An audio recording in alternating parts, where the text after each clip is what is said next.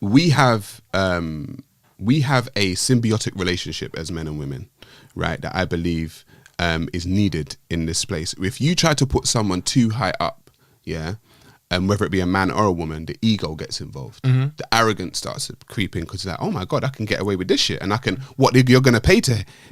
You're going to pay? No. That ego needs to. We need to cut that. And the same thing with men. If women are doing the same thing to men, that needs to cut too, because there needs to be some kind of balance. Yeah. And so when it came to the whole video of the modern day woman, yeah, I just called it like I saw it. Do you know what I mean? Like, it done good numbers, and it's doing good numbers, and people are, and both men and women are feeling it, because both men and women kind of see the way these things are going. Like, a lot of these women are going on with some effery, bro. Like, they're going on like they're really special. And it's like, long. I think it was Kevin Samuels spoke about something called pretty privilege. Yeah.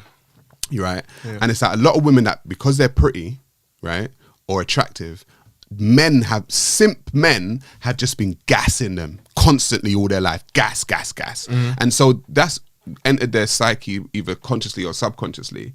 And they act like, well, I'm pretty, that's so that's what that matters. I don't need to bring nothing else. Yeah, it's like, no, you know what's mad? Sometimes to some people they do. Because you go to a footballer, say for example, someone that's got money, that's all they need. They just want someone to just look nice next to them, bro. But however, when you really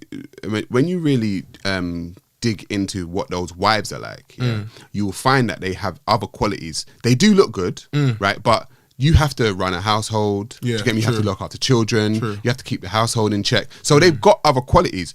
Being pretty just ain't, it's not enough. It's not. What that's gonna, being pretty, you're gonna get a guy's gonna smash you. Yeah. And he's gonna bounce. Yeah. He's not gonna be like, all right, cool, let me settle down with this one because she's a great woman. It's like, she looked good, and he'll show his friends on his phone like, oh bro, smash this one, you know, bro. Like, that's it. That's all you'll be. You'll just be that girl that the guy shows to his brethren on his phone that I had sex. There's with this no long term value. Of course there isn't. Not when all you think is your value is your looks. And you know how generic it sounds, but I don't think they realize that looks fade. So it's like, you ain't gonna look how you look at 20 when you're 40. So it's like, how long does that one piece of value last for? What are you investing in other than your looks? That's what I have to ask women. Like, this new generation, and I've always said to people, if you get offended, that's your business, because if the cap fits, then wear it. If it doesn't, then don't. If I'm not talking about you, then that's fine. So yeah, like, you have to ask yourself, what are you going to invest in other than your looks? Because like you said, looks fade. Yeah. Like, I chose to myself to invest in my brain, to invest in knowledge, to invest in things that I feel like are going to stand the test of time. I feel like knowledge continues to grow.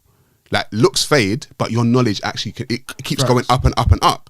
So that's what I've chosen to invest in. Like, I've chosen to invest in knowledge. A lot of people choose to invest in looks, and what happens is you get one BBL today, and then boobs start to sag, and you want to get a next BBL in the next 10 years, and you just keep modifying yourself, and you look worse by the end of it. Yeah, it's true. Do you know what I'm saying? So it's like, nah, it's not good enough. What was women's response to that video? Mostly women understood, if I'm honest. Obviously there were people that said misogyny and patriarchy and toxic masculinity and the rest of it, but that's the stuff you expect. What I think, you remember when I was talking about last time, like, there's a split coming? I think there's a split happening. And I think there's a bunch, and it's not just in the black, because we were talking about in the black community. I'm talking about in the world generally. Like, now it's just the world. Like, there are people that have seen the world and seen the nonsense for what it is, and they're sick and tired of it. And there are people that are also scared to call the nonsense out. And what I had.